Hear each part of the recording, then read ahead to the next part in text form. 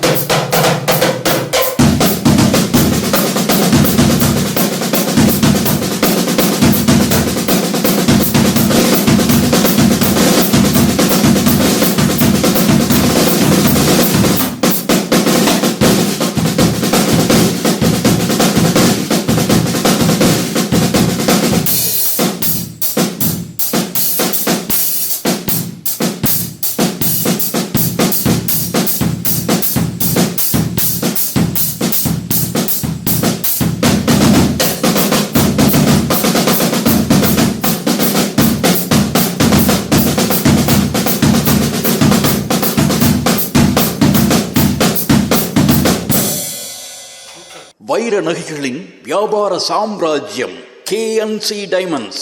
Carrot and carat. Arimalam Muthu Kannan, Ranganayaki Kannan. ஆன்மீக ஆனந்தம் தரும் சிவம் திருநீர் அணிந்து சிந்தை குளிர்வீர். உங்கள் வாழ்வு சிறக்க சிவம் திருநீர் அணிவீர்.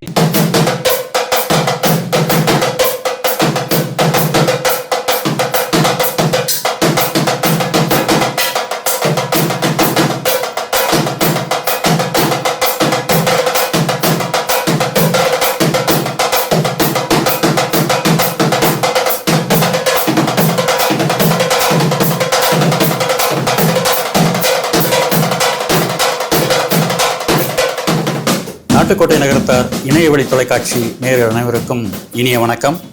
தொடர்ச்சியாக நேர்காணலில் ஆகச்சிறந்த பல்வேறு துறைகளை சார்ந்த நகரத்தார் பெருமக்களை நாம் சந்தித்து வருகின்றோம். இன்று கலைத்துறையை சார்ந்த ஒரு இளையவரை சந்திக்க இருக்கின்றோம். பள்ளத்தூரை சேர்ந்த அருண் சோலையப்பன் அவர்கள் ட்ரம்ஸ் வாசிப்பதில் தன்னிகரில்லாத தனித்துவம் பெற்றவர்கள். மிகப்பெரிய விருதுகளை பெற்றிருக்கின்றார்கள். அவர்களை சந்திக்கலாம். பாருங்கள். தம்பி வணக்கம். தம்பி, முதல்ல உங்களை அறிமுகப்படுத்திங்க. செல்ஃப் ஒரு இன்ட்ரோடக்ஷன். என் பேர் அருண் சோலையப்பன். என் ஊர் பள்ளத்தூர். அதில் OA ஹவுஸ்ன்னு ஒரு ஃபேமிலியில் இருக்கேன். என் கோயில் வந்து எரணியூர்.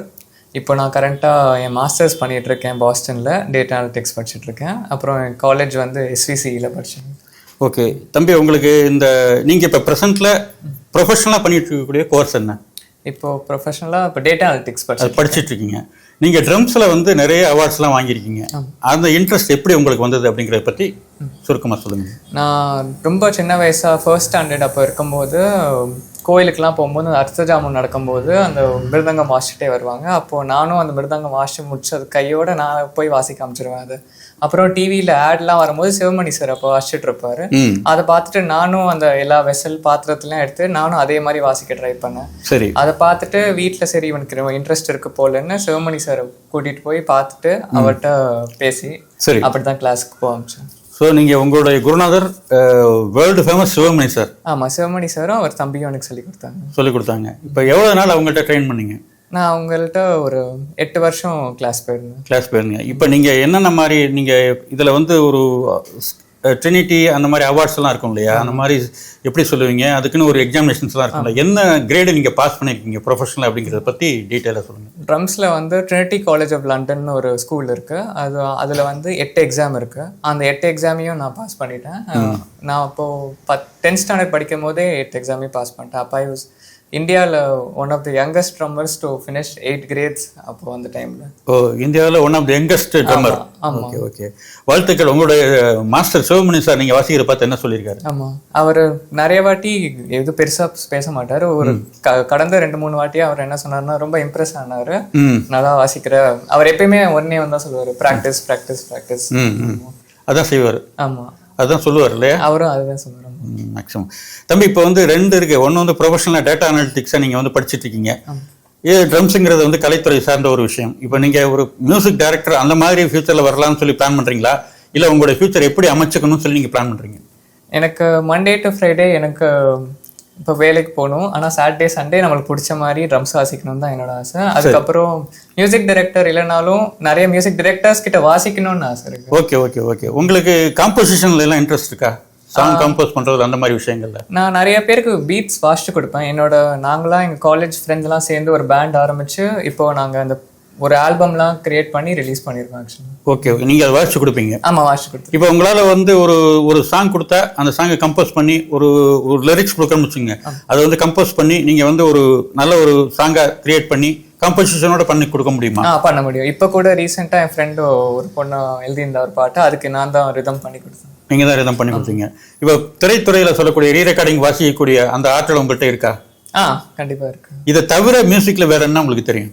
மியூசிக்ல நான் தனியாக சோலோ பர்ஃபார்மன்ஸஸ் நிறைய இடத்துல வாசிச்சிருக்கேன், வாசிச்சிருக்கேன். அதுக்கப்புறம் கல்ச்சுரல்ஸ் பர்ஃபார்மன்ஸ் போய் வாசிச்சிருக்கேன். சரி, நிறைய கிளப்ஸ்ல போய் வாசிச்சிருக்கேன், ரோட்டரி கிளப். அதுக்கப்புறம் என் காலேஜ் நிறைய எல்லா இடத்துலையும் போய் வாசிச்சிருக்கேன். சரி, இப்போ வந்து இந்த ட்ரம்ஸ் துறையை பொறுத்தவரை வேற இசையில வந்து வேற கர்நாடிக் தெரியுமா, அந்த மாதிரி விஷயம், அந்த மாதிரியான பரிச்சயங்கள் உங்களுக்கு எப்படி இருக்கு?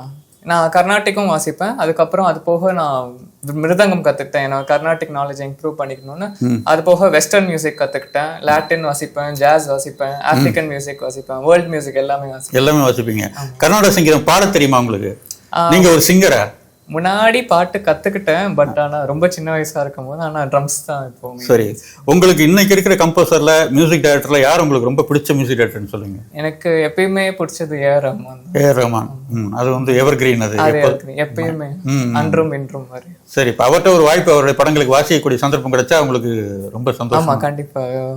அட்லீஸ்ட் என்னோட வாசிக்கிறத பாத்துக்கணும்னு ஒரு ஆசை இருக்கு. அப்படி ஒரு ஆசை இருக்கு. சரி, உங்களுடைய ஃபேமிலியை பற்றி சொல்லுங்க தம்பி. ஆமா, எங்க அப்பா பேரு வள்ளியப்பன், எங்க அம்மா பேரு உண்ணாமலை. அப்பா பேங்க்ல ஒர்க் பண்றாங்க, அம்மா வந்து டீச்சரா இருக்காங்க. சரி. ஆமா, அவங்க தான் என்னோட சின்ன வயசுல இருந்து கிளாஸுக்குலாம் எங்க அம்மா எப்பயுமே என்னை கூட்டிட்டு போவாங்க. அவங்க காலையில ஒர்க் முடிச்சுட்டு ஈவினிங் கூப்பிட்டு போயிடுவாங்க, இல்லை எனக்காண்டி பெர்மிஷன் போட்டு கூப்பிட்டு போவாங்க.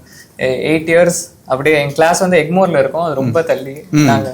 அதனால எப்பயுமே அம்மா வந்து ஒவ்வொரு முறையும் உங்களை கூட்டி போகுது. 8 வருஷ காலமும் அந்த ட்ரெயினப்பார காலகட்டமும் அப்படியே நீங்க வந்து ரொம்ப அம்மா செல்லமா இருந்து தன்னுடைய பையன் வந்து ஒரு எக்ஸ்ட்ரா கரிக்குலர் ஆக்டிவிட்டியில வர்றாங்கிறத வந்து என்கரேஜ் பண்ணி அவங்க வந்து 8 வருஷ காலம் உங்களோட ஸ்பெண்ட் பண்ணியிருக்காங்க, ஒரு ஈவினிங்ஸ் எல்லாமே. ஆமா. ஓகே தம்பி, உங்களுடைய ஃபியூச்சர் பிளான்ங்கிறது என்ன? ஃபியூச்சர் பிளான் வந்து இப்போ எங்கள் ஃப்ரெண்ட்ஸ் நாங்களாம் சேர்ந்து இப்போ நாங்கள் நிறைய ஆல்பம்ஸ் வாசிச்சுட்டு இருக்கோம். அதுக்கப்புறம் பண்ணிட்டு இருக்கோம் நிறைய சாங்ஸ். அது இன்னும் பெரிய லெவலில் பண்ணணும்னு ஆசைப்படுறோம். ஏற்கனவே நீங்கள் நிறைய விருதுகள் வாங்கியிருக்கீங்க இப்போ தம்பி. நிறைய விருதுகள் வாங்கியிருக்கீங்க தம்பி, அதை பற்றி கொஞ்சம் டீட்டெயிலாக சொல்லுங்கள். ஆமாம், நான் ஃபர்ஸ்ட் ரோட்டரி கிளப்ல வந்து என்னோட டேலண்ட்டை ரெக்கக்னைஸ் பண்ணி யங்கஸ்ட் ட்ரம்மர் அவார்டுன்னு கொடுத்தாங்க. அதோட என்னோட அவார்டு வாங்கினது வந்து வெதர் ஹெட்டா அந்த ரமணன் அவர் வாங்கினாரு. அதுக்கப்புறம் நான் வாங்கியிருந்தேன். ஓ, வெதர் ஹெட் ரமணன் நல்ல ட்ரம் வாசிப்பாரா? இல்ல, அவரையும் ரெகக்னைஸ் பண்ணியிருந்தாங்க. Okay okay. எங்களை கூப்பிட்டு அவார்ட் கொடுத்தாங்க. அது போக எனக்கு வந்து ஒரு வேர்ல்ட் ரெக்கார்ட் இருக்கு.